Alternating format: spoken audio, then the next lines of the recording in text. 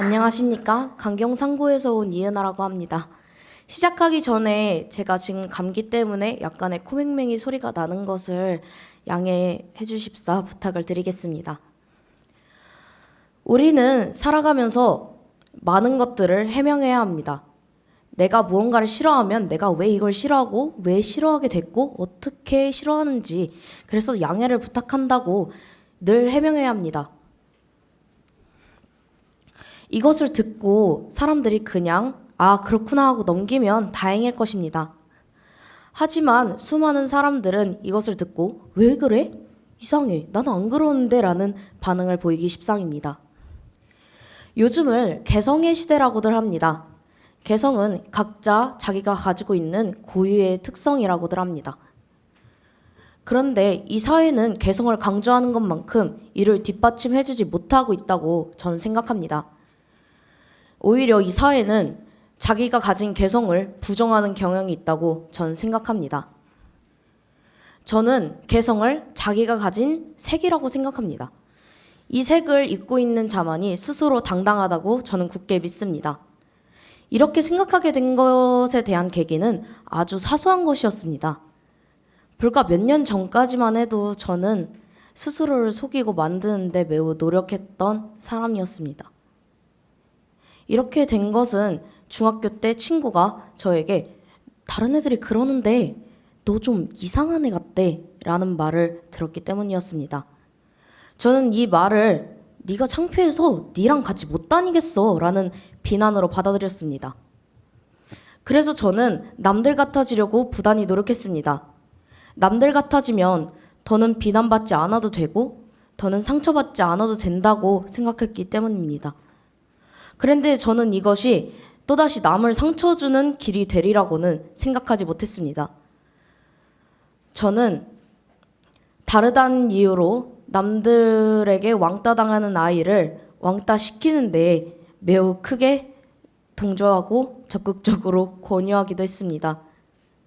근데 제가 한 비난을 듣고 반을 뛰쳐나가는 그 아이의 뒷모습을 보고 저는 이건 잘못된 일이구나. 나는 원래 이런 사람이 아닌데 내가 상처 받아놓고 남을 상처 줘 버렸구나 하는 것을 깨달았습니다.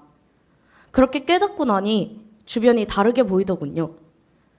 제가 알던 보통의 아이들은 보통의 아이들이 아니었던 것입니다. 제가 흔히 보통 아이들이라고 생각했던 아이들도 각자 개성을 가지고 있는 다른 객체였다는 것을 저는 몰랐던 것입니다. 저는 그날 밤 죄책감과 부끄러움에 휘말려서 잠을 한숨도 자지 못하였습니다. 그래서 저는 그 시간에 제가 지금까지 무슨 짓을 해왔는지 하나하나 뜯어보고 살펴보기 시작했습니다.